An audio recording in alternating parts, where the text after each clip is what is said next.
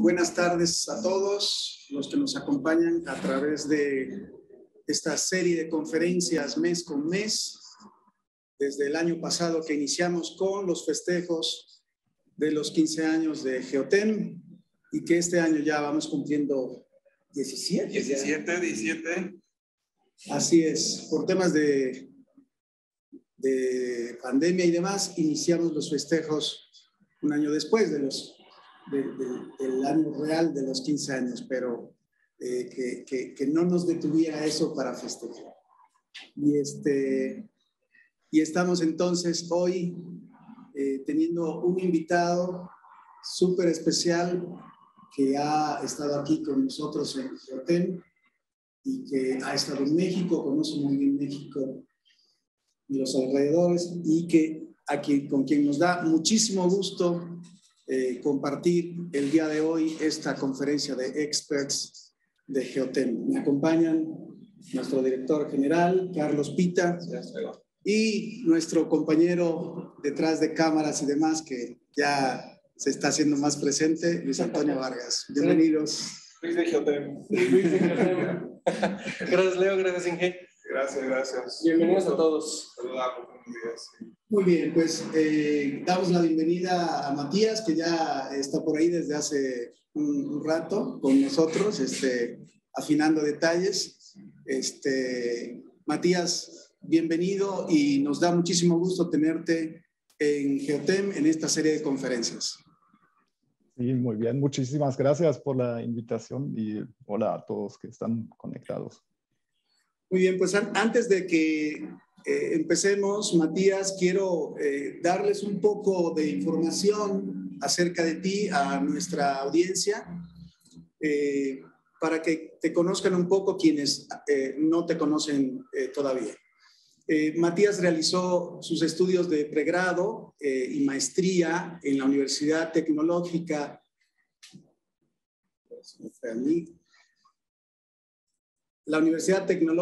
de Braunschweig en Alemania, ambos títulos en física. Posteriormente se especializó en geofísica con su doctorado, obtenido en la Universidad de Bonn con su tesis Modelado a escala de poros de mecanismos de polarización inducida en materiales geológicos. Colaboró como geofísico en Geotem, Ingeniería, como ya mencionamos, en 2012 y en la Comisión Federal de Electricidad, CFE, de 2015 a 2016. En ambos demostró cómo el trabajo de investigación científica es aplicable a diversos proyectos de ingeniería. Ha sido investigador asistente en el Departamento de Geofísica de la Universidad de Bonn, en el Grupo de Investigación de Geofísica de la Universidad Tecnológica de Wein, de Viena, y en el Instituto de Geofísica y Física Extraterrestre de la Universidad Tecnológica de Braunschweig, en donde actualmente es profesor junior. Ha sido galardonado con múltiples becas que le permitieron laborar en múltiples países como Argentina, México. También su trabajo ha obtenido premios por logros destacados como joven científico, publicaciones geofísicas destacadas y el mejor artículo publicado en Near Surface Geophysics. Premios otorgados por la Universidad Tecnológica de Braunschweig, la Sociedad Geofísica Alemana y la Asociación Europea de Geocientíficos e Ingenieros, EAGE.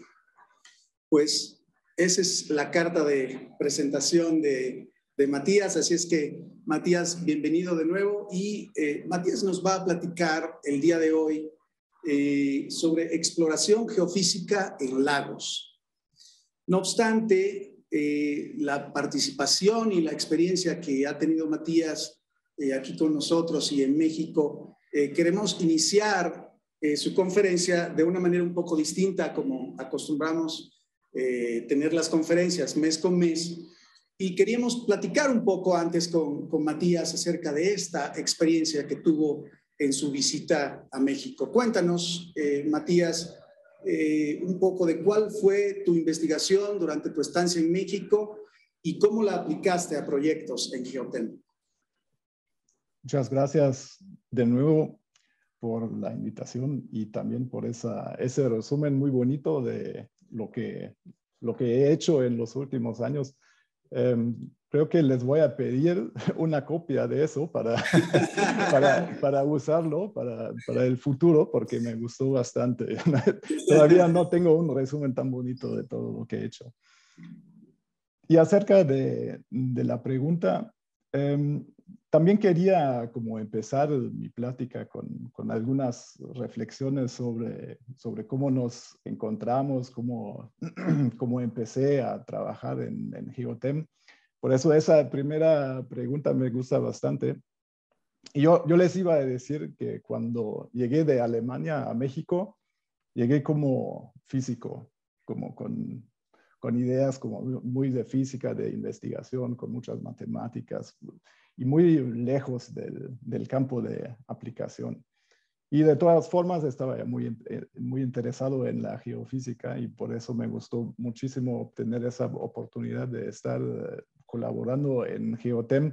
Y todavía recuerdo muy bien cuando llegué las primeras veces a la empresa y empezamos a platicar con los nuevos compañeros y me preguntaban, ¿y cuándo haces polarización inducida? Porque eso, como desde un punto más teórico, siempre ha sido como mi tema como en especial.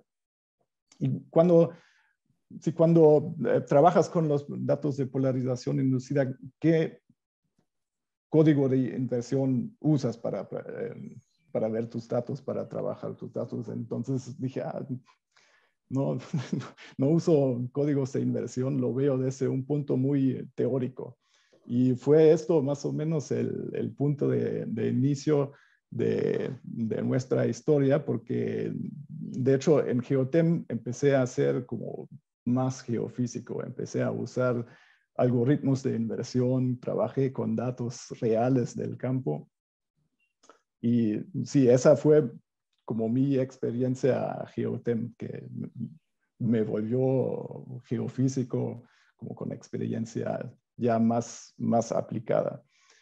Y aparte de eso, en México, o estando en México, también seguí desarrollando temas más teóricos, como más de ciencia básica o geofísica básica. Vi temas de modelado de polarización inducida y creo que fue como una situación muy buena en la que siempre he podido como comparar y contrastar como lo que se necesita en el campo y como en la industria y lo que se puede hacer, lo que se necesita para la ciencia. Y en este como mundo de dos polos, me moví durante toda mi estancia en México y creo que aprendí muchísimo en esta fase de mi vida y me sirvió muchísimo como estar tan cerca de la aplicación en Geotem. Y también hay que decir que creo que esta experiencia tan como tan sólida también me ayudó cuando regresé a Alemania a obtener buenos trabajos y a estar donde estoy ahora. Excelente, Matías. ¿Cuál es el valor real que la investigación le puede aportar a la industria, según tu criterio? También es buena pregunta. Creo que es muy mutuo, ¿no? De lo que acabo de decir. Creo que ya han visto que yo veo las dos direcciones. Yo veo que puedo aprovechar muchísimo estando en contacto con el campo aplicado, con la industria. Y sí, la verdad es que ustedes sabrán mejor qué pueden aprender de la ciencia. No, yo también quiero tratar de como reflexionar qué podría ser lo que puede, sí, obtener la industria de la investigación del campo académico. Creo que como circulan, se generan muchas nuevas ideas en el campo académico, porque como no no tenemos que ver los números tanto como en la industria, ¿no? Entonces podemos tomarnos el tiempo para seguir pistas que tal vez no lleven a ningún lado, que tal vez nunca paguen las cuentas que tenemos, pero sí, y esto es lo bonito del campo académico. Y por eso también es importante que a veces nos juntemos para que, sí, también transportemos lo que se genera en la académica sí, a la industria, a la gente que, sí, que genera valores ya como económicos de eso, lo que hacemos en la académica. Y una pregunta que seguramente te involucra porque eres un joven académico que se ha vinculado a la práctica. ¿Cuál debería ser la mentalidad de los jóvenes académicos que buscan incorporarse o colaborar con las empresas de exploración? Creo que hay que estar muy abierto, hay que escuchar, hay que ver, hay que estar listo para aprender y no hay que llegar con la idea que uno ya sabe todo, porque lo que vemos, lo que leemos en los libros, a veces no es lo que se necesita en el campo, ya en el mundo real, donde como generamos muchísimos datos, muchísimo conocimiento y a veces siento que como llegando desde el campo académico a la industria, tal vez uno podría tener la idea, no, yo sé todo mejor, yo traigo todas las herramientas más nuevas y la industria puede aprender mucho de nosotros, pero como he mencionado antes, son las dos direcciones. Nosotros también podemos aprender muchísimo de la industria y nos pueden guiar hacia dónde tenemos que pensar, ¿no? ¿Dónde son como, ¿no? ¿Dónde es o qué es lo que realmente se necesita también para mejorar un poco el mundo, ¿no? De acuerdo, Matías. Pues sin más preámbulo Carlos, ¿querías agregar algo? Sí, sí, por supuesto. Pues yo estoy realmente muy emocionado de platicar con Matías y pues quiero comentarle que hace algunos meses me encontré tu laboratorio, Matías, una cubeta con la cual hacías prácticas en la oficina, que la arena la contaminaste con unos ciertos pues, aceites, a modo de que cuando estabas practicando la polarización inducida espectral, pues tuvieras respuestas, ¿verdad? Entonces, son de las cosas interesantes donde pues la parte teórica empieza a hacer pruebas con los equipos, con los instrumentos y a ver si estos realmente tienen esa capacidad, ¿verdad? de ver. Entonces, esa parte de la polarización inducida espectral, que pues, sin duda eres especialista en el tema y de los pocos que hay en el mundo que dominan bastante bien este tipo de mediciones, pues luego ya ponerlos a la práctica, ¿no? Donde también diseñaste todos los cables.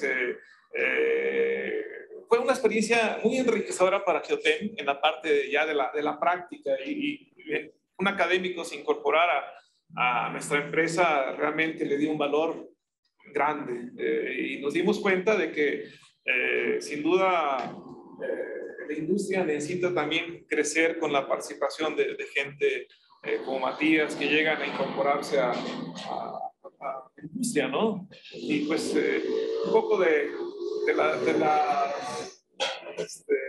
los ratos que estuviste por acá, Matías, y justo estuviste en el 10º aniversario, ¿verdad? De Geotem, donde también nos escribiste por ahí nuestro libro.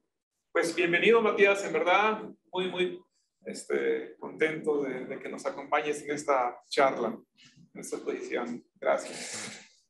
Muchas gracias. Entonces, creo que ya podemos empezar, ¿no? Adelante.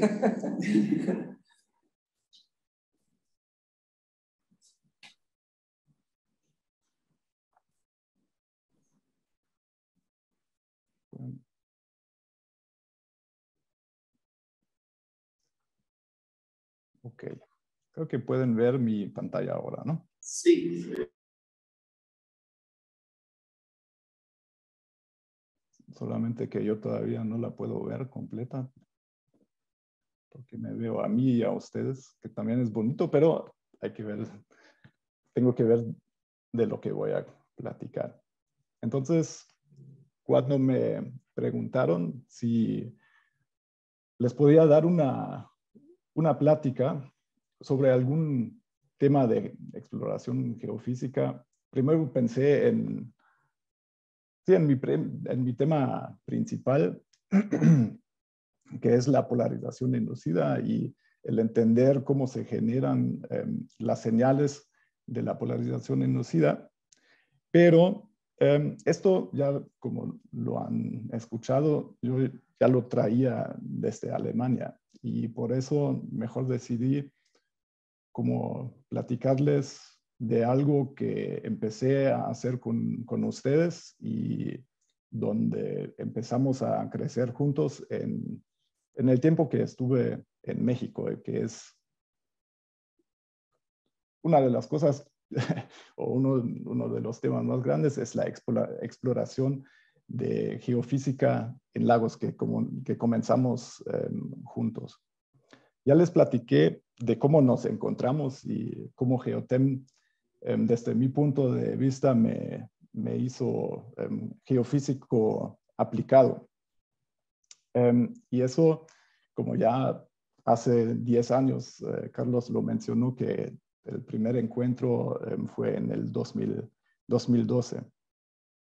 Y desde entonces, como hemos generado muchos proyectos juntos y hemos tenido muchos proyectos de cooperación muy exitosos, y es muy bueno como saber y que podemos contar uno con el otro en estos proyectos. Aquí en esta primera diapositiva pueden ver que no solamente este tema me vincula con Geotem, sino también tiene un vínculo muy fuerte con mi familia. Aquí en esta imagen, en el centro, ven a mi hermano Johannes. Y a propósito puse esta foto aquí porque primero él también colaboró un buen tiempo con Geotem y segundo, él hoy o mañana se va a hacer papá. Entonces esa primera diapositiva es para también celebrar a mi hermano, que en estos proyectos también estuvo colaborando muchísimo. Y hay más familia en esta foto. Muy cerca a Johannes están viendo a mi hija Lara, que en estos proyectos también me ha acompañado y apoyado. En esta foto no está mi hijo Jonas, pero él también estuvo en varias de las campañas que llevaron a estos resultados que voy a compartir hoy con ustedes. Y tampoco está en esta foto mi esposa Lisette, pero ella realmente es la razón por la que al inicio empecé a trabajar en lagos. Ella me llevó a México, eso es lo más importante que hizo para que se generen estos resultados, pero ella también es científica y trabaja en la exploración de lagos. Ella usa sedimentos para reconstruir el pasado, como para reconstruir el clima a partir de los microfósiles que encuentra en los sedimentos. Y más o menos por eso en algún momento empezamos a colaborar y a ver si no podemos juntar los dos temas de investigación y hacerlo junto. Los lagos que exploramos y los resultados que quiero hoy reexplorar con ustedes son varios. El viaje de exploración de lagos para mí empezó en los lagos de Xochimilco y de Chalco, en la Ciudad de México, por varias razones, supongo porque estaban cerca de donde vivía y también porque ustedes ya estaban trabajando ahí y los colegas de LICET también estaban interesados ahí. Empezamos con varios métodos que van a ver más adelante con sondeos electromagnéticos transitorios, con magnetotelúricos y también con tomografía de resistividad eléctrica. Luego, como una colaboración ya un poco más profunda con mi esposa, me llevó a los lagos de Tibaná y Metzaboc en Chiapas y ahí como empezamos a estudiar ya con todo lo que se podía. Volvimos a hacer mediciones con electromagnéticos, con tomografía de resistividad eléctrica. Ahí empezamos a hacer polarización inducida. Usamos métodos sísmicos como el Sub-Bottom Profiler y también la tomografía de refracción sísmica.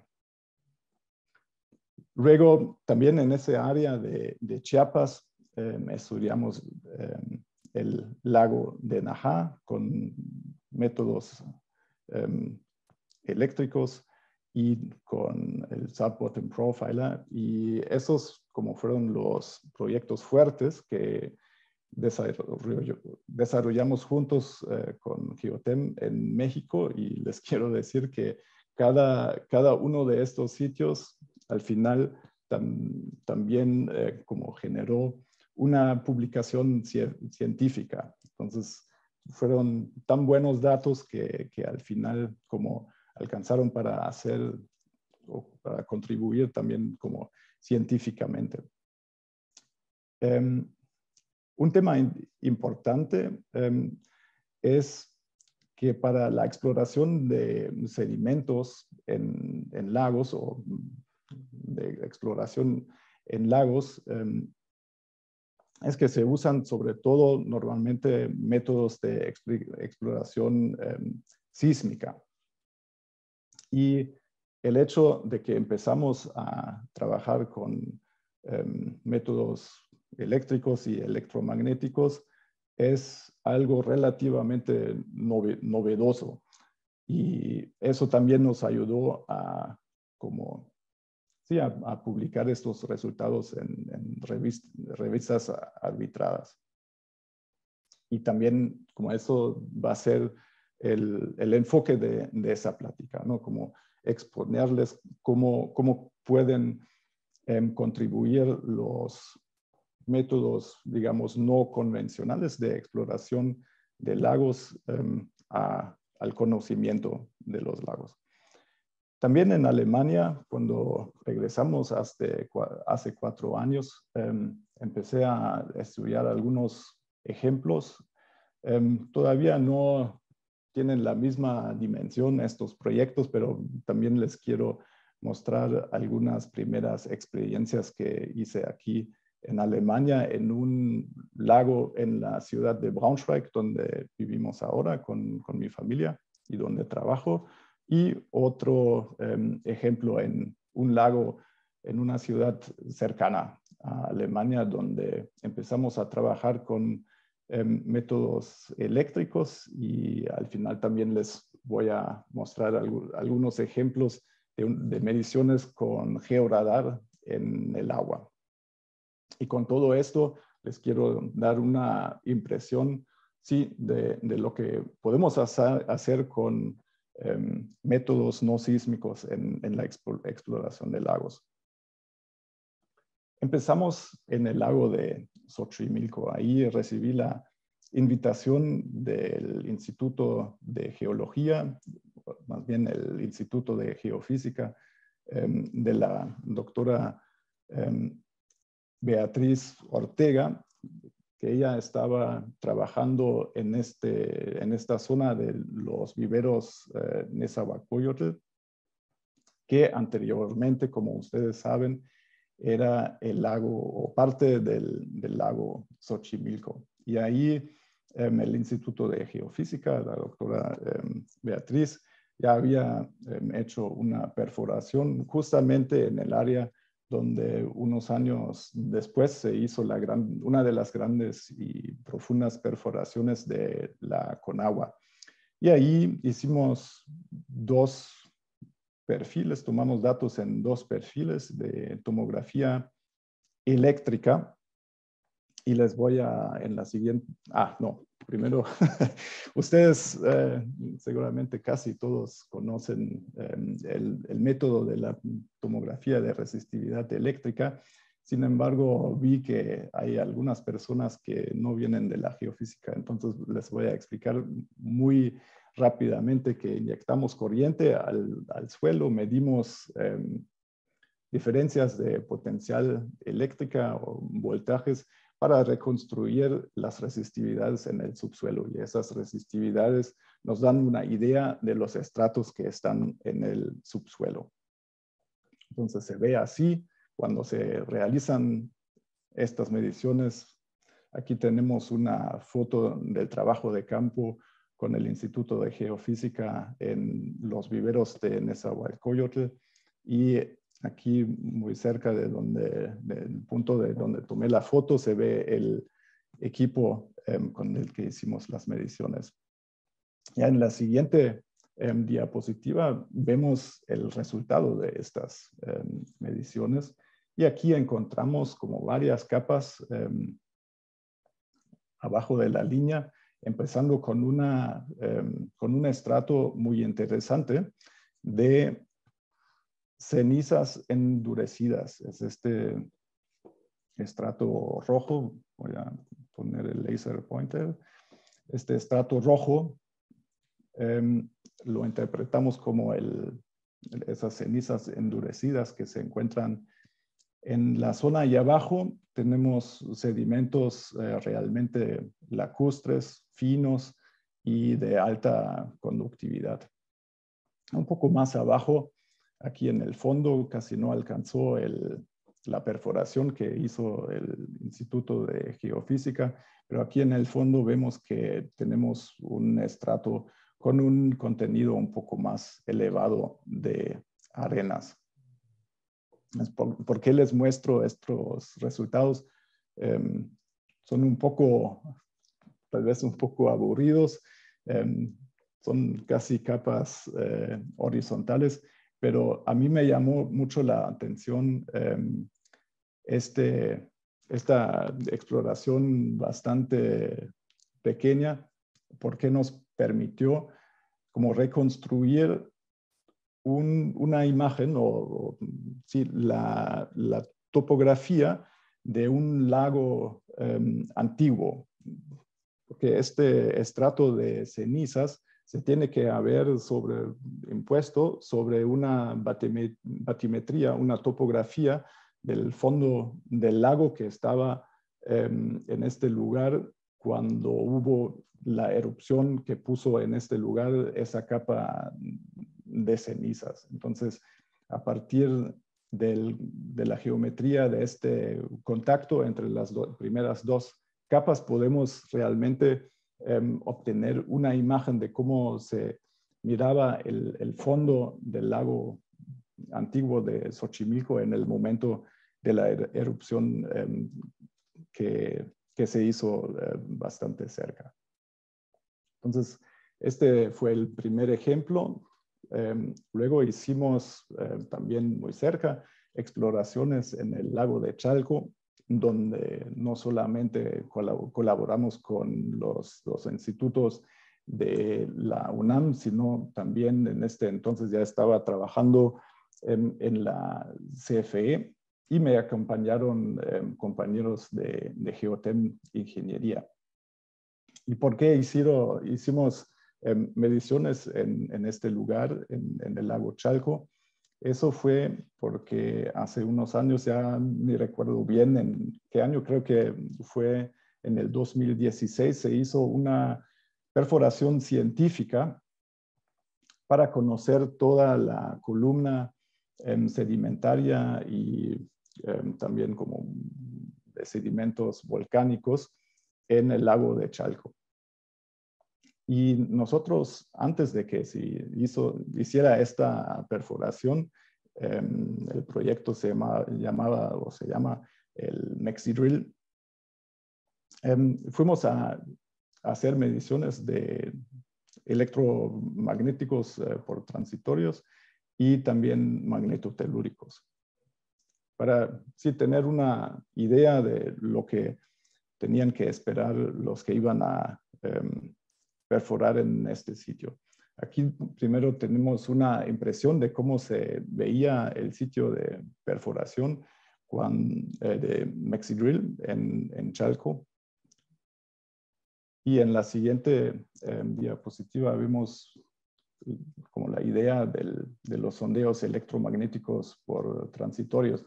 Aquí también inyectamos una corriente o dejamos correr una corriente en el subsuelo para probar su resistividad eléctrica, pero aquí usamos el principio de inducción magnética. Dejamos correr una corriente eléctrica en una bobina en la superficie, y al apagar esa corriente, el campo magnético que se genera por esa misma corriente empieza a decaer, y al decaer induce corrientes eléctricas en el subsuelo.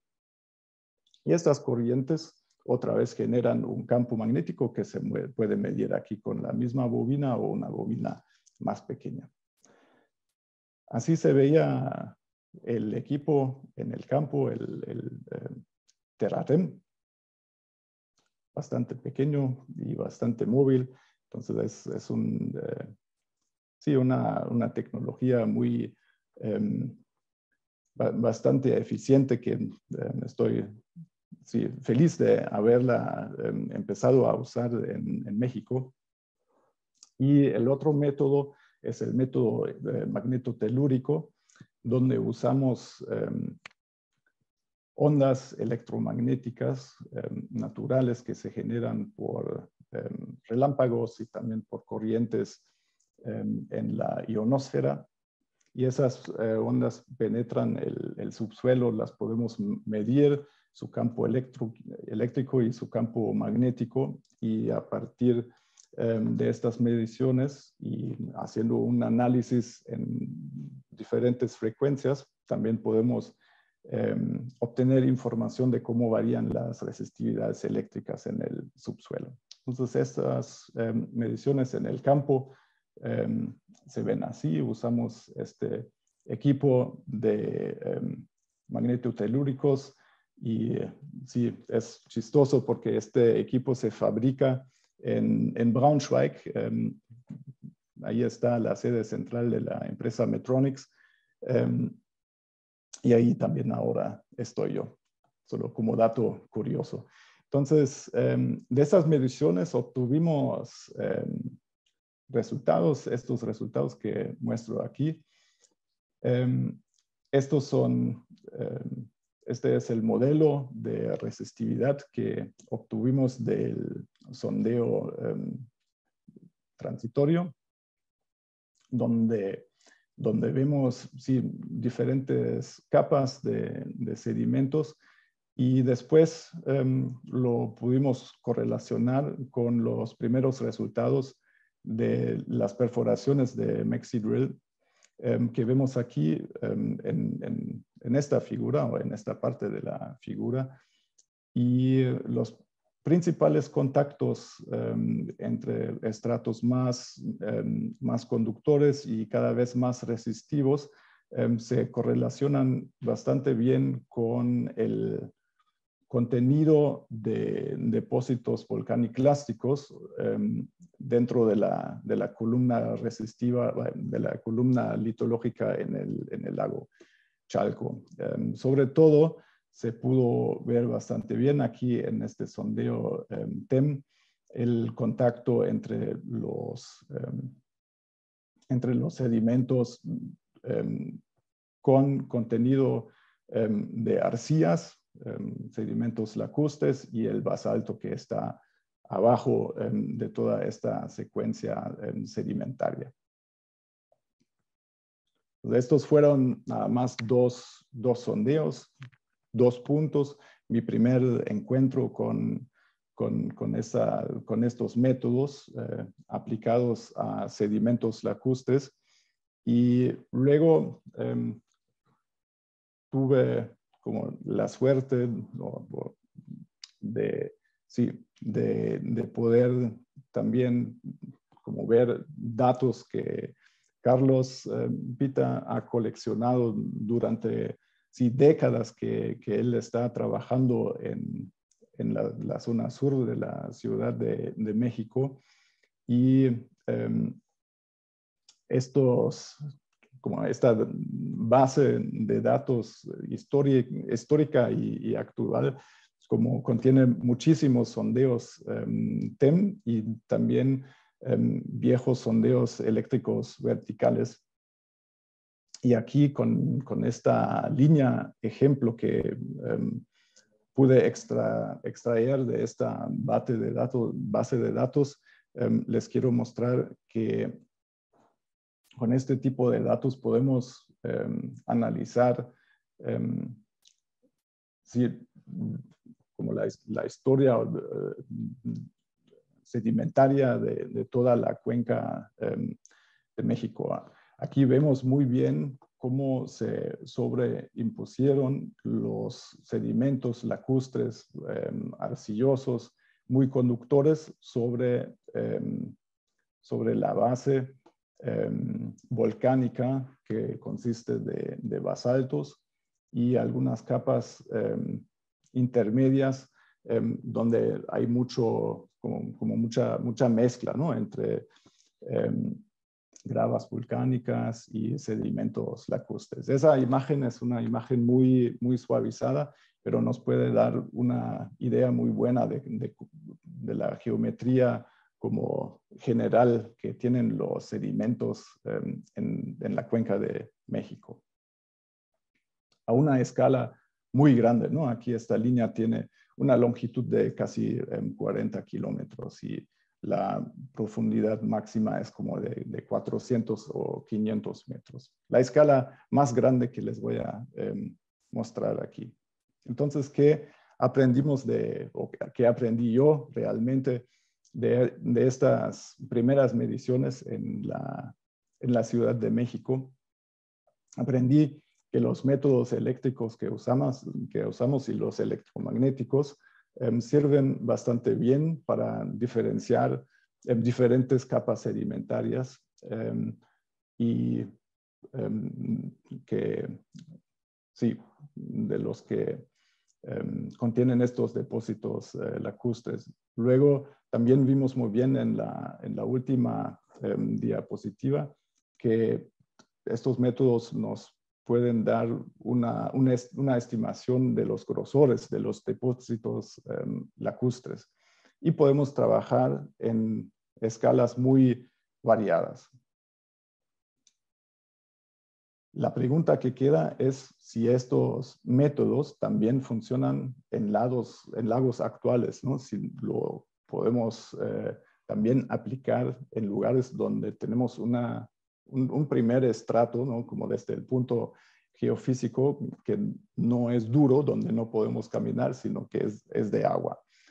Y a eso me llevó mi esposa Lisette. Ella me invitó en el año 2008 a acompañarla a la selva lacandona en el sur de México, en Chiapas, donde ella ya desde varios años ya estaba trabajando con sus estudiantes y sus colegas en varios lagos.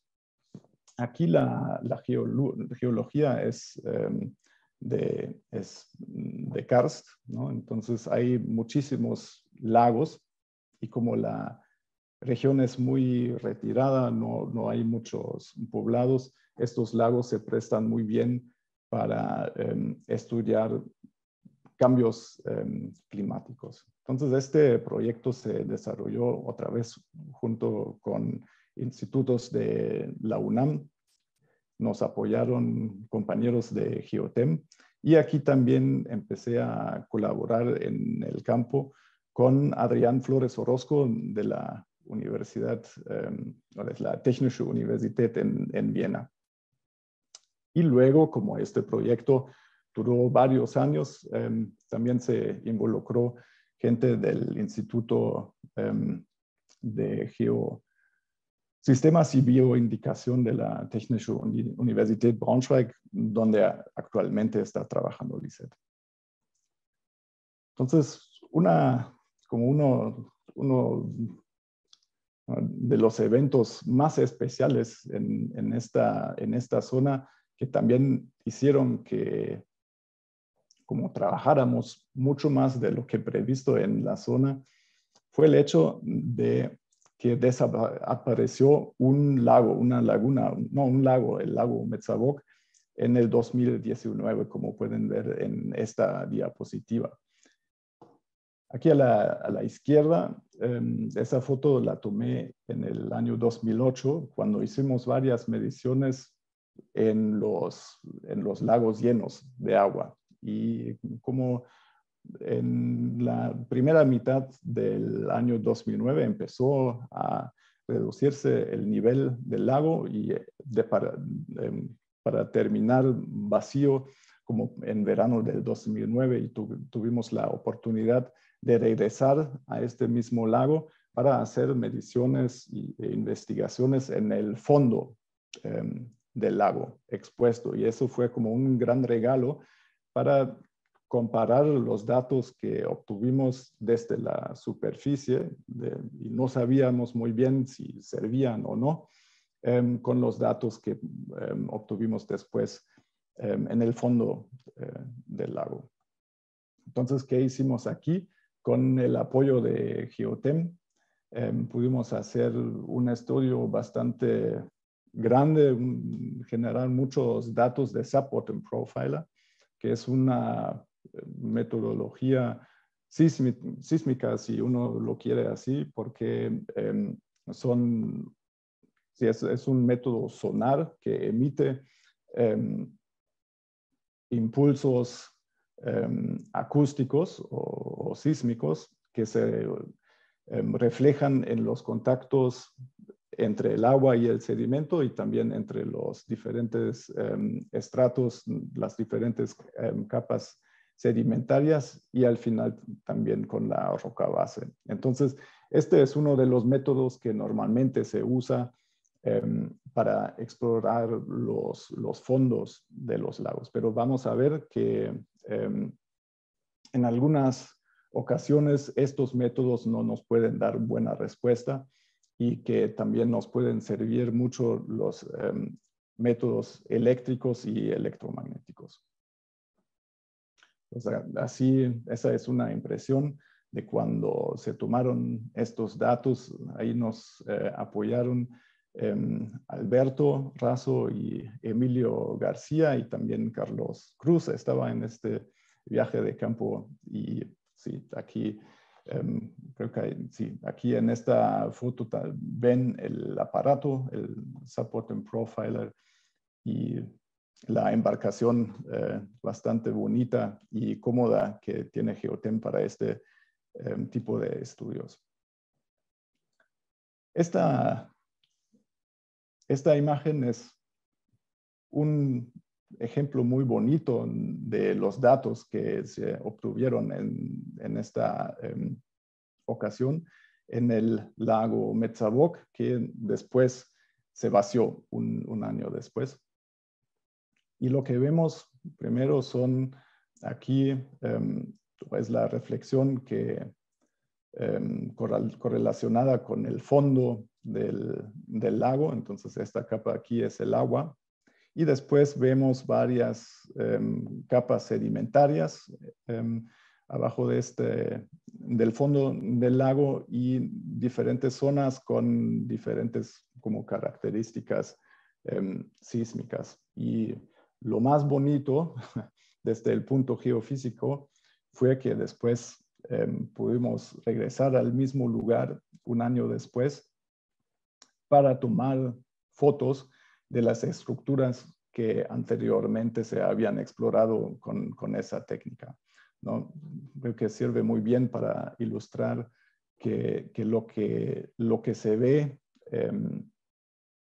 con el método geofísico corresponde muy bien con lo que realmente está en el fondo del lago, ¿no? Aquí vemos los sedimentos expuestos, y en algunas zonas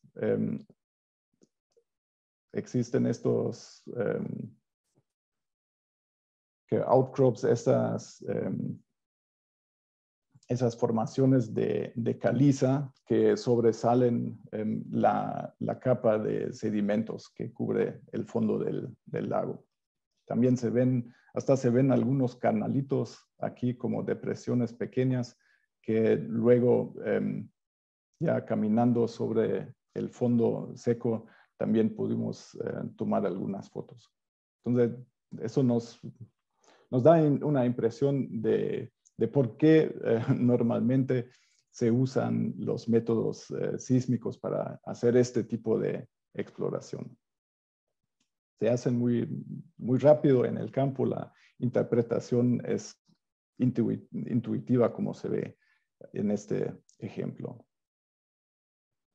Pero también cuando ya se nos desapareció el agua, regresamos, hicimos mediciones geoeléctricas, o más bien de polarización inducida en el fondo del lago. La polarización inducida, aparte de dar una estimación de la resistividad eléctrica del subsuelo, nos da una idea de cómo se guardan cargas en el subsuelo, y esto lleva, al inyectar una corriente, lleva a estas curvas transitorias de voltaje que se miden, y mientras más tardadas más tardados son estos transientes, y mientras más fuertes como sean como esas diferencias entre la señal cuadrada y este transiente, más cargas se acumulan en el subsuelo y nos dan, como vamos a ver en unos segundos, nos dan más información de lo que está pasando en el subsuelo. Aquí vemos a mi estudiante Johannes Hoppenbrock sentado en unos de los afloramientos de caliza en el lago Metzavok, haciendo estas mediciones de polarización inducida en el fondo del lago. Y aquí les muestro el resultado de esta investigación de polarización inducida sobre la misma línea que habíamos visto del Subbottom Profiler. Y se muestra aquí en esta parte intermedia de la figura, se muestra la resistividad obtenida de los datos de polarización inducida, y aquí abajo la magnitud de la polarización del subsuelo. Aquí lo que quiero que vean es que con esta metodología parece que no obtenemos como la misma nitidez de las imágenes de sísmica. Sí se ven como algunos contactos o algunos contrastes entre la roca base, que es la caliza, y los sedimentos sobreimpuestos. La roca caliza es menos conductora, el sedimento es más conductor, pero como dije, falta esa claridad, ¿no?, de la imagen sísmica. Pero lo que también quiero que vean es que cuando también tenemos datos de polarización inducida, se hace un poco más clara la imagen, ¿no? Aquí vemos que al parecer los sedimentos tienen una respuesta de polarización más baja que la caliza que está en el fondo. Entonces, combinando estos dos datos, como podríamos llegar a tener una imagen un poco mejor que nada más teniendo la información de la resistividad eléctrica. Ok, para mejorar nuestro conocimiento del subsuelo abajo del lago seco, también tomamos unos datos de refracción sísmica en el fondo del lago. Aquí se golpea, en este caso con un martillo, la superficie del lago, y la onda sísmica viaja por los diferentes medios, como se reflexiona, llega a los geófonos, pero en este caso de la refracción sísmica, bajo el ángulo crítico, la onda sísmica viaja a lo largo de la interfase entre dos capas, siempre y cuando la velocidad de propagación de la onda sísmica es más alta en el estrato más bajo. Y a través de este método, ahora podemos también explorar los contactos abajo del lago Metzaboc. Aquí se tiene una impresión de los trabajos de campo en el lago seco. Aquí vemos a Roberto Reyes, quien nos ayudó muchísimo a darle duro al fondo del lago Metzaboc y nos ayudó a tener bastante buenos datos. Entonces, aquí les muestro otra vez unos resultados de resistividad, aquí arriba, luego de polarización inducida, donde vuelven a ver que como la información adicional de la magnitud de la polarización nos puede como dar un aumento como de la nitidez o del contraste entre los diferentes estratos que tenemos aquí. En este ejemplo tenemos el sedimento con una polarización relativamente baja, y de ahí aquí abajo está la caliza, que realmente se diferencia mejor a partir de estos datos de polarización inducida que en el caso de la resistividad eléctrica. Pero aquí otra vez realmente lo que les quiero mostrar es que también en este ejemplo lo que obtuvimos, o la imagen que obtuvimos de las condiciones de subsuelo más clara, la obtuvimos con el método sísmico, ¿no? Aquí los contactos realmente se ven mucho más claros que en los métodos eléctricos. En el 2008 también llevamos a cabo sondeos electromagnéticos transitorios en varios lagos de la selva. Y aquí, como la idea es mostrarles que este método también se puede usar desde la superficie de un lago. Yo, antes de llevar este método a la selva, hablé con varias personas y muchos me decían, no, ¿sabes qué?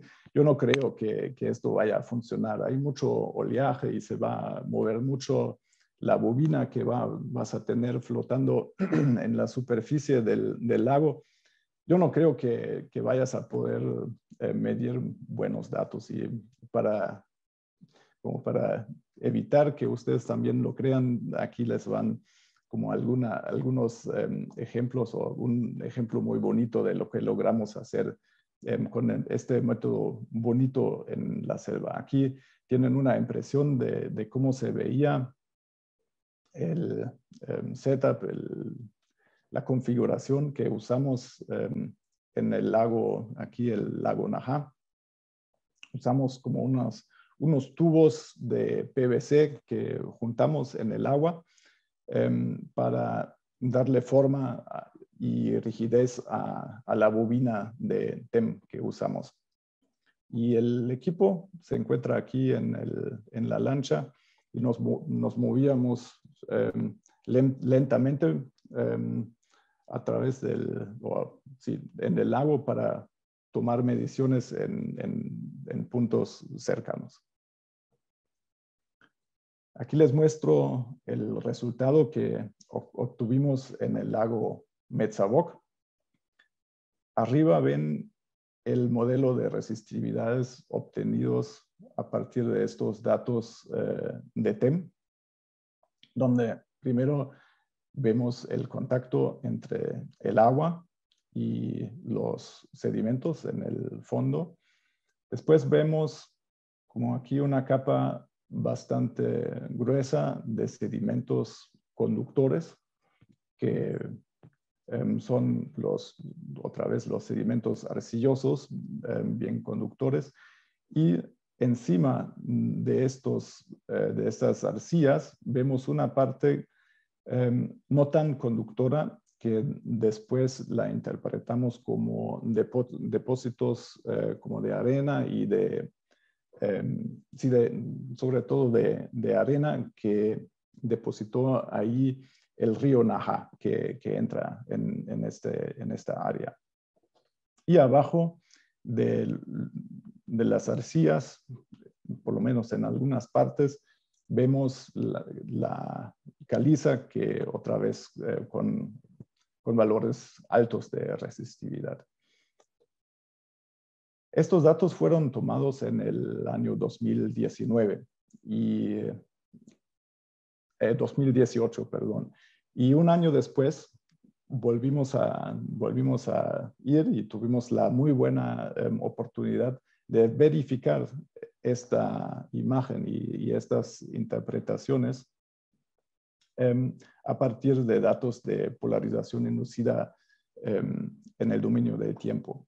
Y lo que vemos aquí ahora nada más es la resistividad eléctrica que obtuvimos a partir de estas mediciones y creo que ven que corresponde muy bien con la estructura de resistividad que se obtuvo a partir de las mediciones de TEM.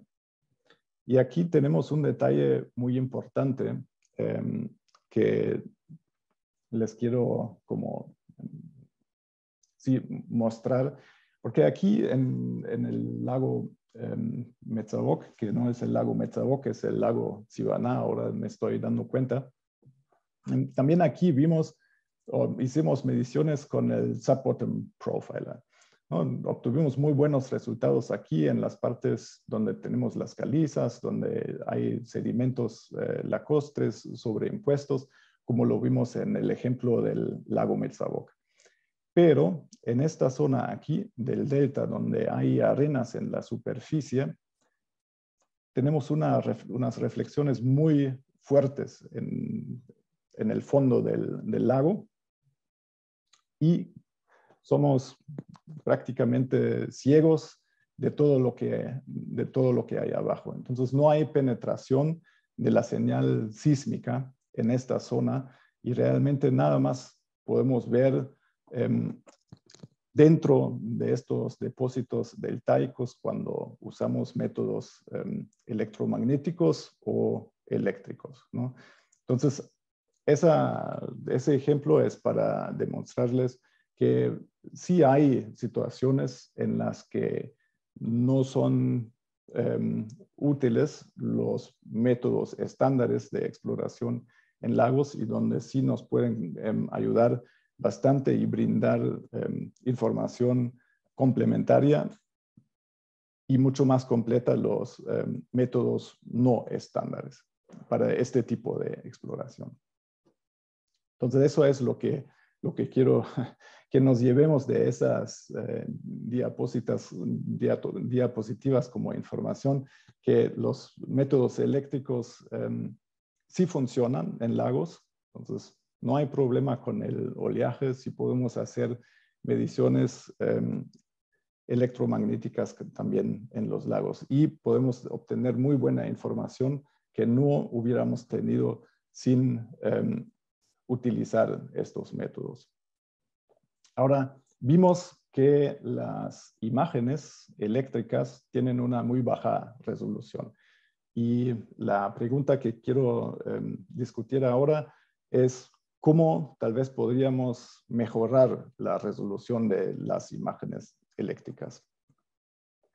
Y para eso nos vamos al ejemplo del lago Najá, que también estudiamos bastante con diferentes métodos, otra vez con el Sub-Bottom Profiler, y sobre todo aquí con mediciones de resistividad eléctrica con electrodos flotantes. Entonces también este método lo podemos, tal cual como es para hacerlo en el campo, lo podemos llevar al lago, ¿no? Lo que se muestra aquí. Aquí en esta foto vemos otra vez a mi hermano manejando la lancha con el cable de electrodos que va arrastrando, y con unos flotadores hicimos que este cable no estuviera flotando. Ahora, lo que hicimos en un trabajo de tesis muy bonito con Johannes Rottenbrock, quien me acompañó en el 2019 a hacer las mediciones en México, fue eso. Como obtuvimos los datos usamos los datos de tomografía de resistividad eléctrica y hicimos una primera inversión. Nos dimos cuenta que por la distancia entre los electrodos en la superficie del agua y los sedimentos en el fondo, como no se obtuvo una muy buena imagen, casi no se veían estos sedimentos. Entonces empezamos a meter a esta inversión más información a priori. Empezamos con la resistividad del agua, que se puede medir con una simple sonda de conductividad. Luego le metimos también como información la profundidad del agua, que se puede medir con una sonda sónica. Y ahora el truco de eso, o lo más especial de ese trabajo, fue que también medimos la resistividad de los sedimentos. Y con esta información adicional, ahora van a ver que que Johannes pudo obtener una imagen mucho más nítida, o una información mucho más sólida de los grosores de la capa de sedimentos. Todo esto lo pudimos comparar con los datos del Sub-Bottom Profiler que midieron Alberto y Emilio, para darnos cuenta que funcionó bastante bien. Entonces aquí tienen una impresión de cómo Johannes midió la resistividad de los sedimentos en nuestro laboratorio aquí en Braunschweig. Aquí, sí, los cables de conexión, aquí adentro va la muestra de sedimentos, y como es bastante tardado como tener esto todo montado, pero creo que después me van a creer que valió la pena. Aquí ven, al lado izquierdo, ven los resultados que obtuvo Johannes de sus mediciones de resistividad eléctrica. Y si se fijan aquí en el eje vertical, todas las muestras tuvieron una resistividad que caía en un rango relativamente pequeño, entre como 8 ohms metros y, bueno, 11 o 12 ohms metros. Tal vez se pregunten por qué hay diferentes frecuencias aquí. Nosotros en Braunschweig tenemos un equipo que mide en el laboratorio la resistividad eléctrica en función de la frecuencia, porque eso nos interesa a los que estamos fascinados por la polarización inducida. Y una vez en el equipo de medición, había que aprovechar también tomar este dato. Pero esto no nos va a interesar ahora, nada más para que, sí, para que sepan por qué. Entonces, lo que hizo Johannes ahora con esta información adicional fue integrarla a un código de inversión en 1D, ¿no? Tomó los datos de tomografía, como los limpió, como calculó promedios de varias mediciones cercanas para reducir lo más posible el ruido y como tener datos más estables. Y hizo dos inversiones, una con el valor mínimo de la resistividad encontrada en el laboratorio y una con la resistividad más alta. Y sí, hacer este tipo de procesado pudo obtener estas curvas de resistividad en las que vemos la capa de agua abajo como un pequeño, como un contraste visible entre el agua y el sedimento que nos indica la capa de sedimentos entre el agua y la caliza. Y luego aquí abajo la caliza, supuestamente. Esto lo pudimos comparar con los datos tomados con el Subbottom Profiler en la misma ubicación y como comparando los resultados de geoeléctrica y de Subbottom Profiler, podemos decir que con esta estrategia pudimos afinar bastante el procesado de estos datos. Esto ahora es un ejemplo en un lugar donde hay aproximadamente 10 metros de agua. Y también se pudo hacer en un sitio donde había 20 metros de agua. Y aquí se aplicó la misma estrategia para obtener también un muy buen resultado comparado con lo que se vio con el Subbottom Profiler, aquí de esa barra en gris. Johannes ahora está trabajando con los mismos datos que se midieron sobre líneas bastante curvadas para invertirlas en 3D. Y aquí ven como un primer resultado de estos trabajos que ya casi está concluyendo y que también vale la pena mencionar que una gran parte de este trabajo Johannes llevó a cabo trabajando desde la Ciudad de México, estando en las oficinas de Geotem, disfrutando un tiempo muy bonito y creo que también aprendiendo muchísimo con los compañeros que estuvieron con él y que como también estuvieron discutiendo su estrategia ahora nueva de la inversión en 3D de estos datos. ¿Qué aprendimos de estas ideas y de estos trabajos en el lago Naja? Creo que lo más importante es que sí, metiéndole más información al proceso de inversión, ahora en 1D vimos que con esa idea bastante sencilla podemos mejorar muchísimo el resultado obtenido en términos de como la estimación de grosores de sedimentos en el fondo del lago. Y como en el futuro cercano vamos a ver que como usando algoritmos de inversión en 3D, también se va a mejorar la imagen, sobre todo cuando se mide en ambientes muy 3D y sobre líneas muy curvadas, como en algunas zonas del lago Naja se nos pasó durante el trabajo de campo.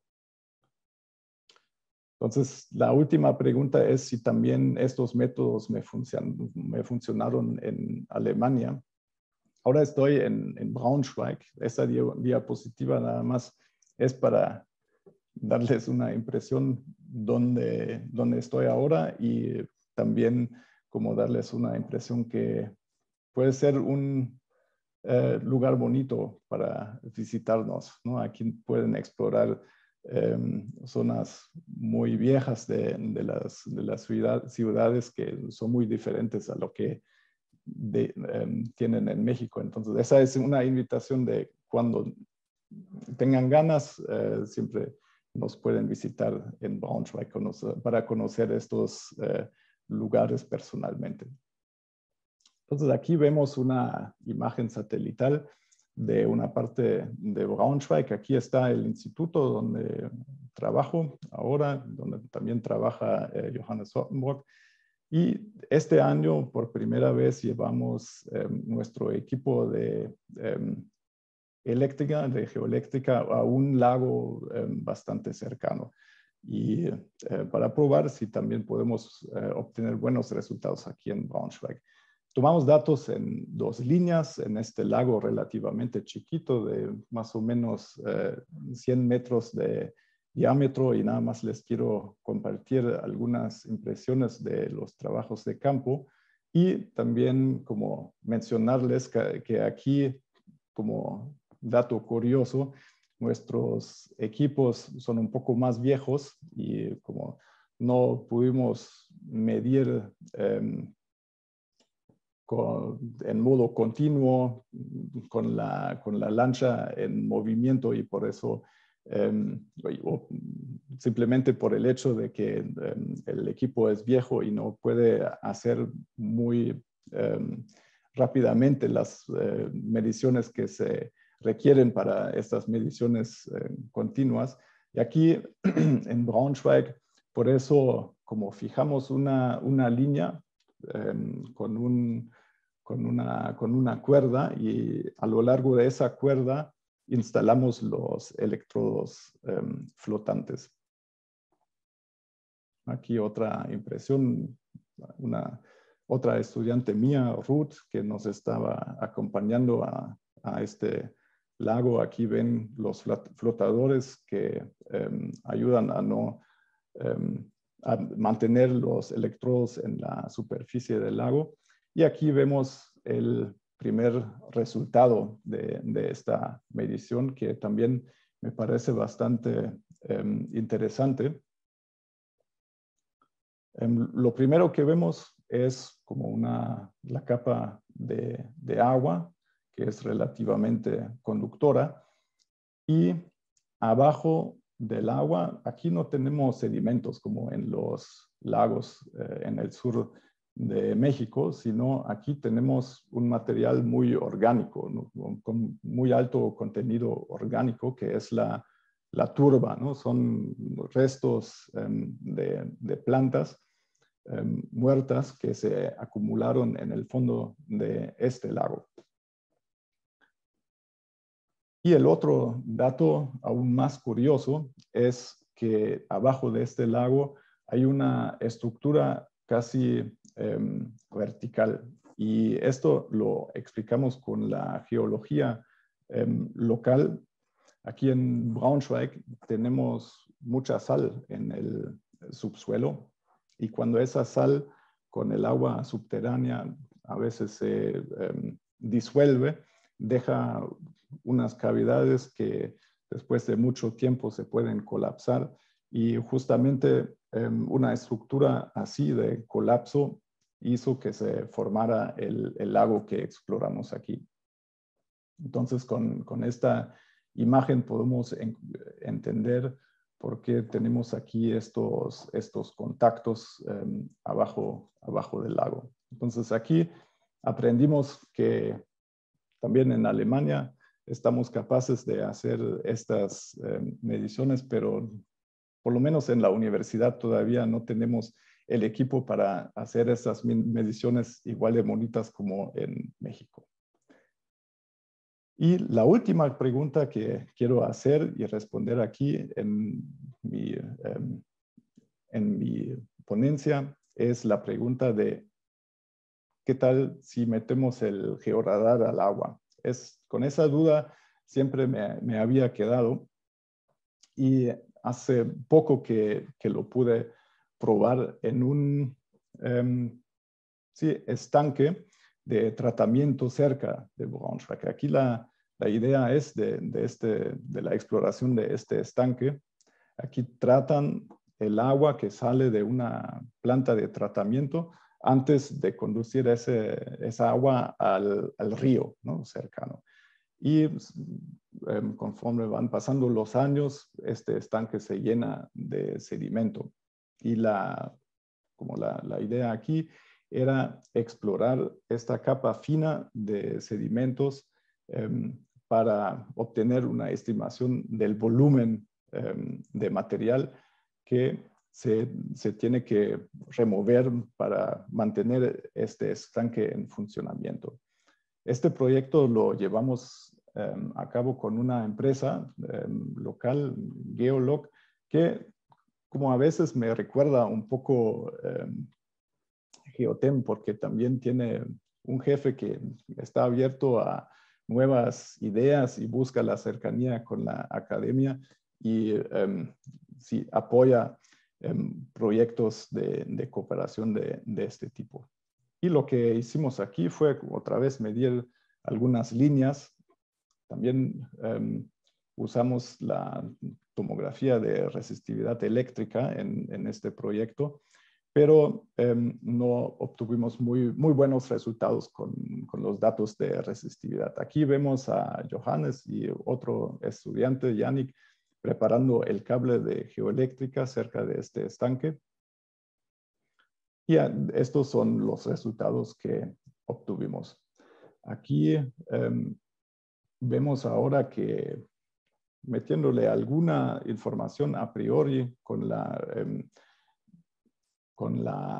información batimétrica, podemos como ver algunas capas aquí en el fondo o abajo del fondo del lago, pero no se resuelven las capas finas de pocos centímetros o de pocos decímetros que estábamos buscando. Entonces, nada más eso para demostrarles que no siempre con la geoeléctrica podemos obtener los resultados que buscamos.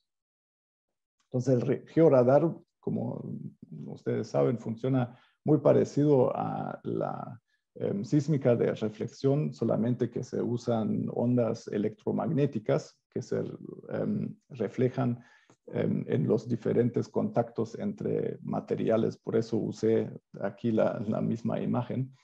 Aquí ven como Johannes y Yannick están tomando los datos de georadar en este estanque a lo largo de la línea de tomografía de resistividad eléctrica, simplemente como dejando flotar la antena de nuestro equipo de georadar, la antena de 500 megahertz, dejando flotarla sobre el agua, un poco como separado de la lancha.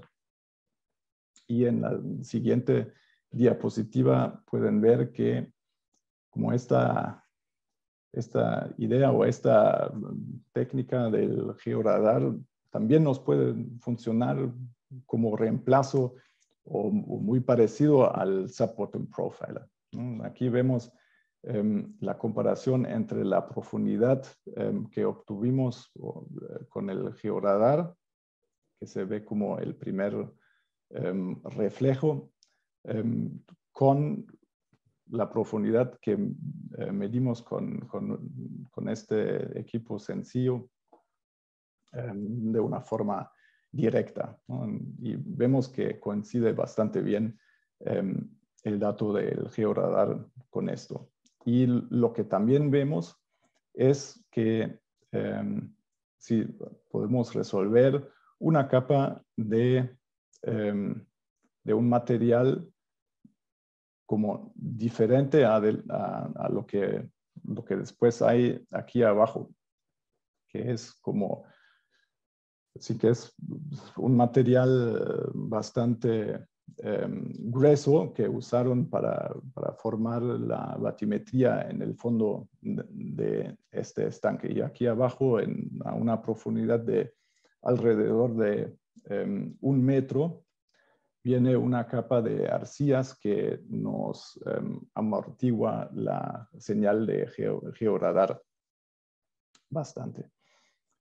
Aquí hay otro ejemplo del mismo sitio de georadar, donde otra vez podemos ver que con esa metodología podemos resolver bastante bien por lo menos esa capa de gravas y de material arenoso que hay en el fondo del estanque. Y aquí en el lado izquierdo vemos una estructura un poco rara que después la explicamos con los reflejos que se producen al correr la onda electromagnética entre la superficie del agua y los árboles que en esa parte del lago están presentes aquí. Entonces esta parte aquí del radargrama no nos da información sobre lo que está pasando en el fondo del lago, sino esto es un artefacto, ¿no?, de los árboles que están cerca de la orilla. Entonces, ¿qué aprendimos aquí en este estanque de tratamiento? El georadar parece que también se puede usar bastante bien, casi como si fuera un sub-bottom profiler.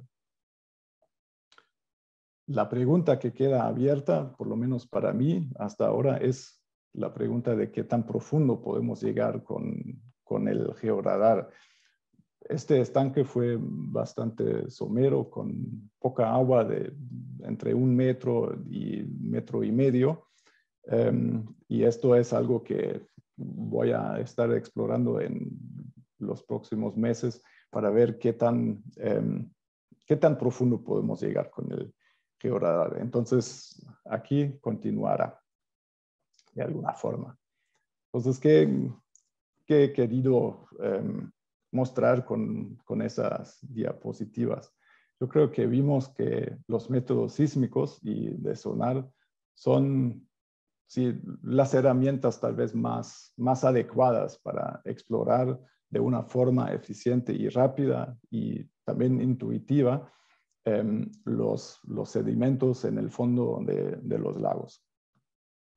Pero también vimos que no siempre funcionan y no siempre tenemos los equipos necesarios y los conocimientos necesarios para llevar a cabo este tipo de exploración. Y lo más importante que yo he aprendido es que los métodos electromagnéticos y geoeléctricos nos pueden complementar estos datos. Nos pueden ayudar a diferenciar entre diferentes estratos de sedimentos. Nos pueden, sobre todo, dar el grosor total de las capas sedimentarias, siempre y cuando hay buen contraste con la roca abajo. Y lo más importante es que, por lo menos hasta ahora, no he encontrado ningún método geoeléctrico o electromagnético que no se pueda usar en los lagos y para explorar sus fondos. Entonces, con esto, quiero decir muchas gracias por su atención, por su paciencia y gracias. Muchas gracias a ti, Matías. Creo que muy claro todo lo que has expuesto y muy interesante. En mi caso, yo, por ejemplo, que no soy geofísico, he entendido muy bien todo lo que has expuesto de manera tan clara y tan precisa. Creo que tenemos algunas preguntas que quisiéramos desahogar, independientemente de que emitamos algunos comentarios más al final y que también aquí Carlos seguramente va a tener alguna intervención relacionada con todo este trabajo que has desarrollado. Entonces, quisiera ir desahogándolas. Normalmente tratamos de desahogarlas todas. Esperemos que nos dé tiempo. Y la primera pregunta es, ¿te ha interesado realizar estudio geofísico en lagos salinos? Por ejemplo, el Chapala, aquí en México, en Jalisco, tiene esta característica, ¿no? Sí, es muy buena pregunta y no la escucho por primera vez. El detalle con el agua de mucha salinidad es sobre todo con los métodos electromagnéticos y eléctricos que se canalizan las corrientes eléctricas en los buenos conductores, ¿no? Entonces, aquí el problema es como obtener información de estratos menos conductores, que serían los sedimentos. Y sí, es difícil. Habría que adaptar la metodología para poder obtener buenos datos. Y como la principal idea tendría que ser como llevar los electrodos para la geoeléctrica al fondo del lago. Creo que con sistemas con electrodos flotantes no tendríamos chance de ver nada, ¿no? También en el caso de los métodos electromagnéticos, tendríamos que llevar estos sensores al fondo de los lagos, que claramente como dificulta muchísimo el trabajo en campo, porque no podemos arrastrar de forma fácil y rápida los dispositivos de medición para obtener muchos datos, ¿no? De hecho, se hace ese tipo de exploración también en el mar, donde justamente toman estas medidas para poder medir buenos datos y interpretarlos. Muy bien. Marco Antonio Rubio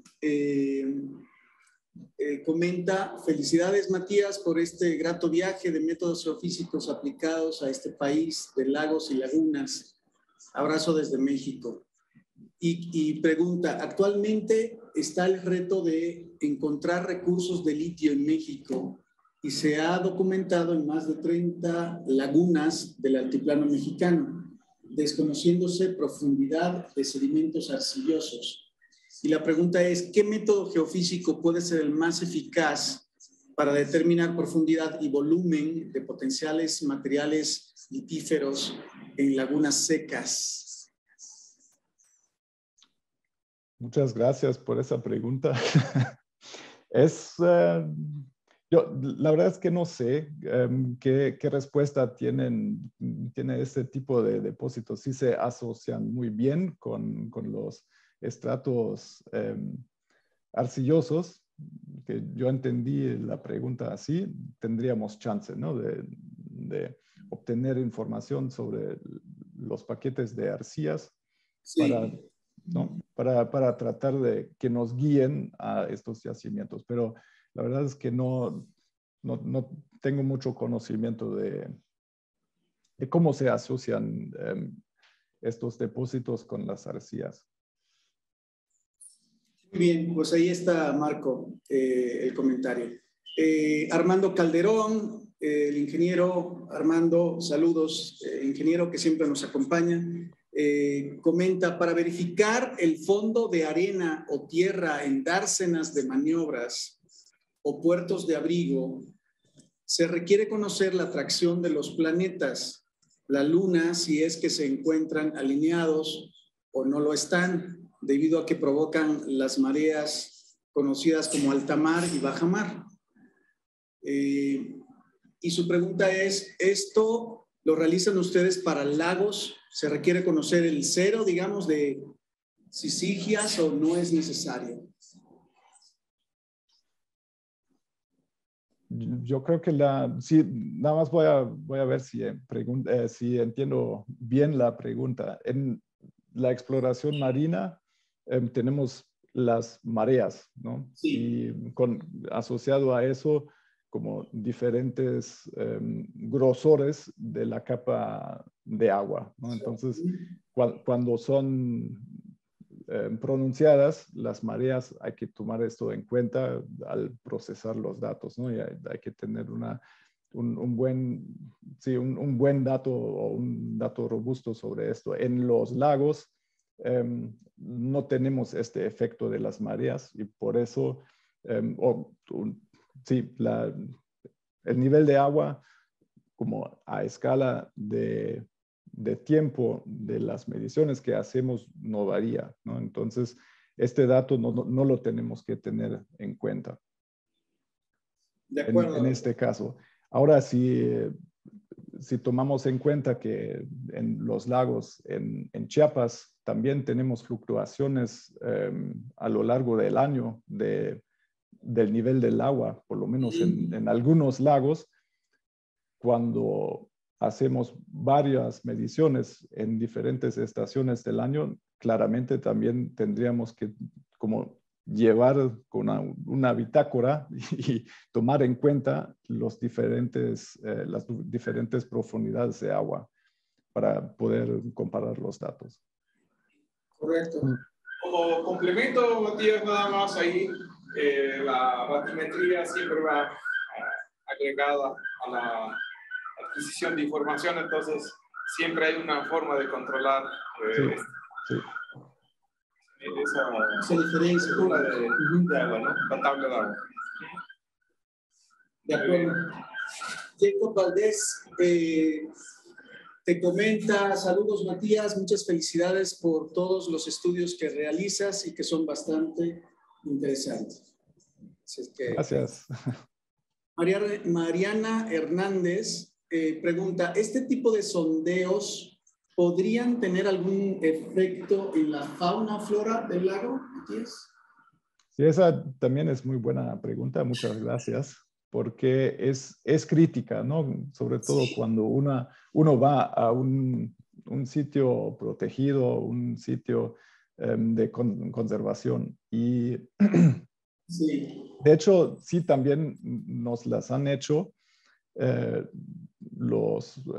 la gente local en la selva lacandona y ahí mi respuesta fue que las corrientes eléctricas que se inducen y también que se inducen con los TEMS y que se transmiten en la geoeléctrica son muy bajas como para dañar a la fauna del lago, por lo menos.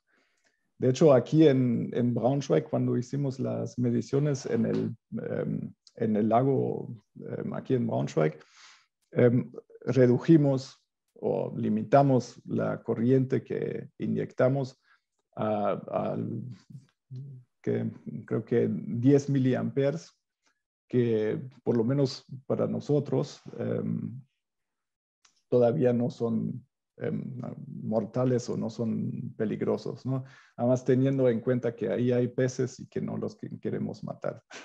Muy bien. Y bueno, también se trata de como tener experiencia con eso, ¿no? Entonces hay que observar, ¿no? Sí. Y ver si dañamos a la fauna y en todas las aplicaciones que he hecho, nunca he visto un efecto negativo sobre la fauna.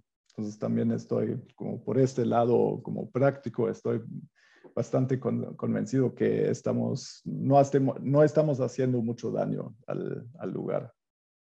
Y creo que también cabe mencionar que como con métodos sísmicos ya más pesados, ¿no? Que usan como fuentes sónicas más fuertes, ahí sí hay un impacto, puede haber un impacto fuerte sobre la fauna. Creo que también cuando la gente local se da cuenta que hay como explosiones en el agua, no lo toleran tanto como un cable que se ve bastante pasivo, ¿no? Entonces, esa también fue una como de las consideraciones que tuvimos cuando empezamos a trabajar con los métodos eléctricos y electromagnéticos. Ok. Bien. Alguien pregunta, ¿qué tan complicado es hacer esos macroexperimentos o mediciones como las que hicieron de TEM? Mencionaste que te dijeron que no se iba a poder, pero ustedes vieron el cómo sí se podía hacer. La pregunta es, ¿qué tan complicado es hacerlo? Mostrabas el equipo de TEM, por ejemplo, que es un equipo muy portátil. Sí, no sé si entiendo bien la pregunta a dónde va. Las mediciones en los lagos, como armar este diapositivo flotante de los TEMS. Sí. Entonces, si esa es la pregunta, es relativamente fácil como construir este anillo que flota en el agua. Y nosotros como inventamos un sistema muchísimo más ligero en comparación con otros sistemas que se usan en lagos.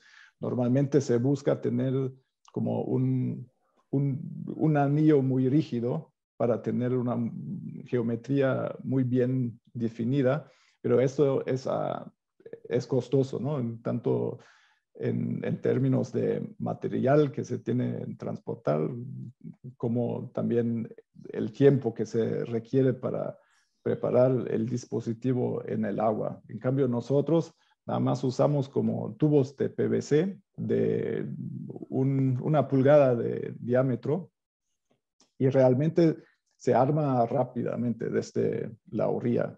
Creo que cuando ya tuvimos nuestra experiencia, dentro de como media hora ya teníamos el anillo listo.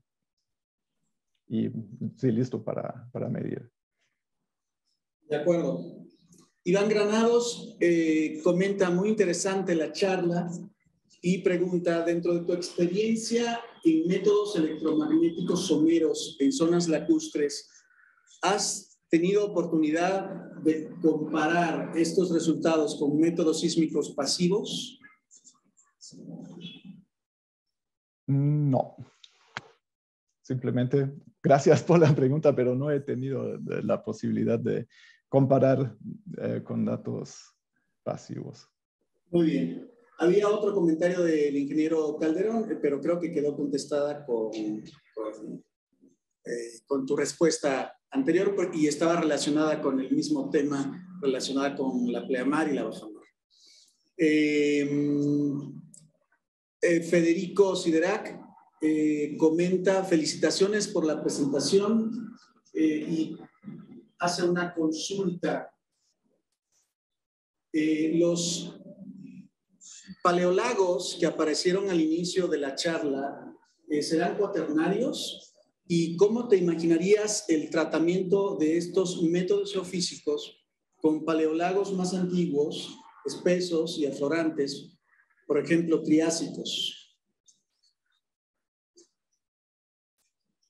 Buena pregunta. Yo creo que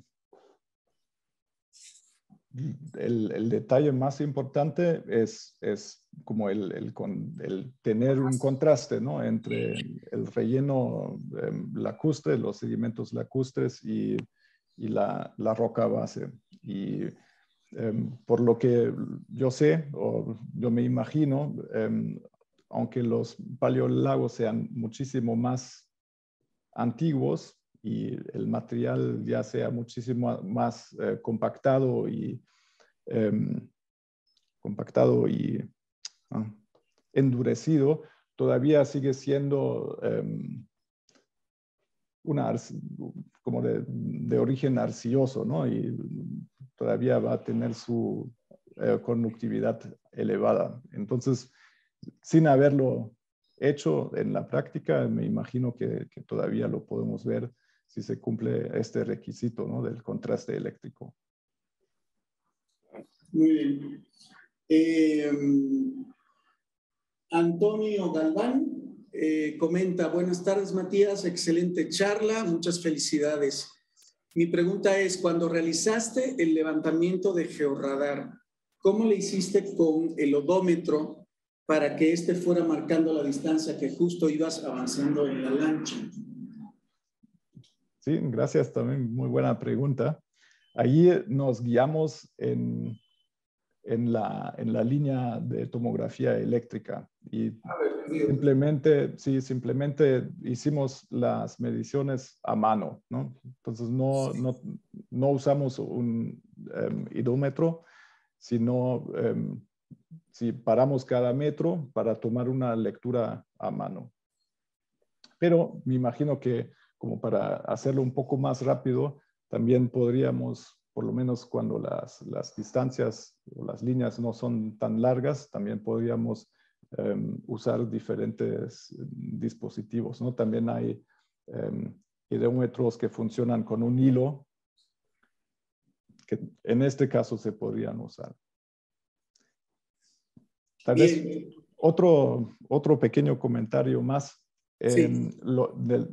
Nos dimos cuenta en el lago que sí se requiere un stacking bastante grande, ¿no? Entonces se tienen que hacer muchas repeticiones de la transmisión y recepción de la señal para obtener buenos datos. Entonces, también es importante como no avanzar muy rápido, y esto iba muy bien a la mano con esta adquisición manual que hicimos. De acuerdo. Bien, pues creo que son todas las preguntas que teníamos por parte de nuestro público. Bueno, de último momento pregunta Marco, que ¿cuál fue el motivo por el que se secó la laguna? Si supieron ustedes. Sí, muy buena pregunta también. No lo mencioné, pero sí nos dimos cuenta caminando ahí por el lago seco, que en las estructuras de caliza expuestas en la superficie se notaban grandes grietas, ¿no? Y a través de esas grietas se infiltraba el agua de la laguna al subsuelo. Y ahora la idea o la explicación como más probable es que por conductos de karst en el sistema de karst abajo del lago se fue como el agua. Ya. No estamos muy seguros del proceso que activó el conducto de karst, porque estos no se hacen de un día al otro, ¿no? Sí, pero hay procesos o hay evidencias en otros lagos en donde estos conductos de karst se destapan, ¿no? Sí. Por ejemplo, por la influencia de algún sismo, o en el caso del lago Metzaboc-Itzibana, puede ser por una columna de alta muy elevada que se observó durante el invierno entre el año 2008 y 2009. Entonces, tal vez por la elevada presión de una columna de agua muy alta, se podría haber activado un conducto de karst, que después, ya con los sedimentos arrastrados del lago, se puede haber tapado otra vez. ¿Ves? Por ahí va la explicación que nos inventamos. Hay que comprobarla todavía. Muy bien. Una última pregunta, Matías, de Norberto Launiza. Dice, a partir de tus experiencias en estudios geofísicos en lagos, en particular en Chalco, realizados en Chalco, ¿cuál fue tu consideración el que más se aproximó a las condiciones litológicas del subsuelo? ¿Afectó el ruido cultural? Con cultural quiero entender el ruido ambiental, antropogénico, de los métodos eléctricos, electromagnéticos, por la cercanía a la Ciudad de México. Bueno, que si afectó el ruido ambiental, los métodos, digamos, por su cercanía a la Ciudad de México. Y te felicita y a todos nos felicita, y en especial a ti por la ponencia y de volverte a escuchar. Te desea mucho éxito. Sí, muchas gracias, Norberto. Mucho gusto que estés aquí. Me acompañaste o fuimos juntos al trabajo de campo en Chalco. Y ahora recuerdo que también se hicieron mediciones de sísmica pasiva en Chalco, solamente que no tengo los datos aquí como para compararlos. Y creo que también con los datos sísmicos pasivos tuvimos bastantes problemas justamente por la influencia, ¿no?, de las vibraciones que son bastante fuertes en esa zona por las calles que pasan cerca y eso. Entonces, para responder tu pregunta acerca de la interferencia con los métodos electromagnéticos, es muy curioso, ¿no?, que estando muy cerca de fábricas, de líneas de alta tensión, de toda la ciudad, podamos obtener buenos datos electromagnéticos. Y en este caso, yo pienso que se debe simplemente a la buena conductividad alta en esta zona que nos permite, cuando estamos ya a una distancia de pocos cientos de metros, obtener datos bastante buenos con los métodos electromagnéticos. Entonces, en otro ambiente, ¿no?, estando como en puros basaltos, sin la influencia de estos sedimentos arcillosos, creo que no sería posible. De acuerdo. Pues ahora sí son todas las preguntas. Matías, yo en lo personal quiero agradecerte tu ponencia y que no sea la última, que se repita más adelante y que nos platiques algo más acerca de tu experiencia, tanto académica como de la práctica relacionada con todo este tema de exploración geofísica. Carlos. Por supuesto, me gustaría platicarte un ratito con Matías. Pues gracias por este recorrido, Matías, que nos has presentado, ¿verdad? La aplicabilidad de los métodos, una bonita combinación, electromagnéticos, sonar, en fin. En el caso especial del lago Metzabón, una experiencia, una comprobación, por así decirle, que la misma naturaleza les facilitó, ¿verdad? Donde todos los montículos, las crestas de las calizas o las rocas, pero lo pudieron comprobar. Ahí es una parte muy buena, porque es una demostración, diría yo, de que la geofísica es una técnica, o son técnicas que han ganado una posición ya en el estudio del subsuelo, y creo que ahí es una prueba más, ¿no?, de que para aquellos que de alguna manera dudan de los métodos indirectos. Obviamente, como lo has explicado también, no todos los métodos sirven para todo, diríamos trivialmente. Hay que seleccionar adecuadamente aquellos que nos van a aportar mayor resolución, información, ¿verdad? Y por la parte del GPR, pues estamos ahí interesados de que ahora que tengas un proyecto, pues podamos probar varias antenas, ¿no?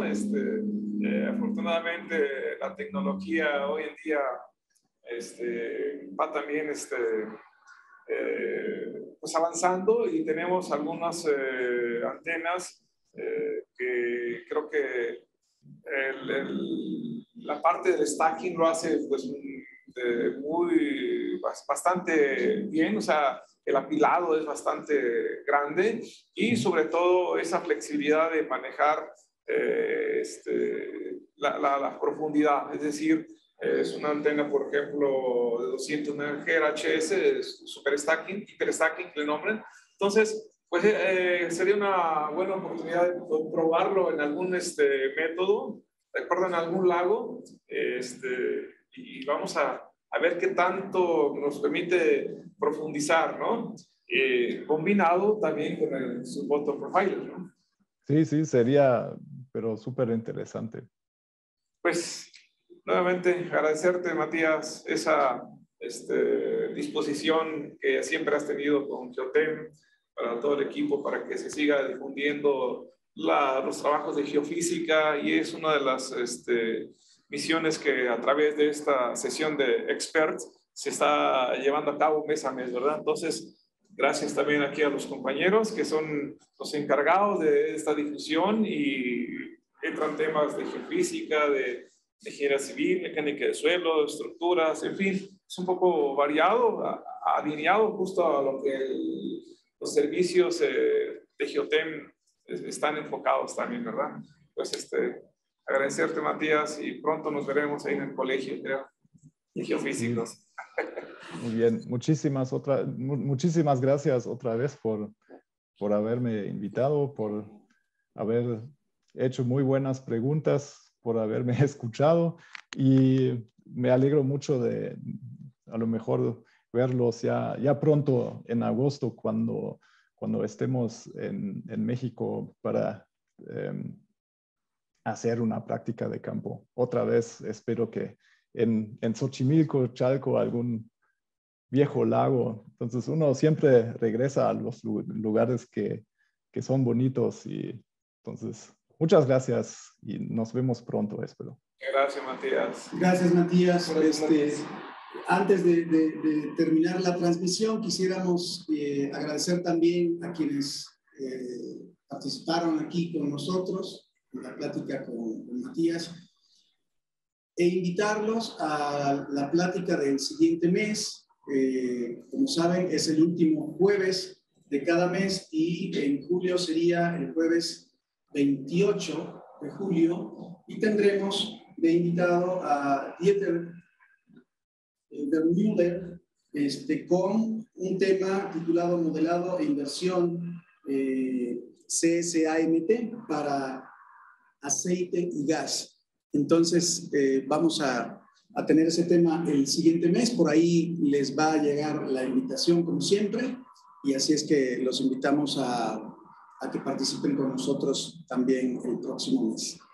Síganos en redes sociales, Facebook, Instagram, LinkedIn, en todas nuestras redes sociales, para que también estén enterados de las actividades que venimos realizando en Geotem, y no se pierdan de los siguientes eventos que estamos preparando para ustedes.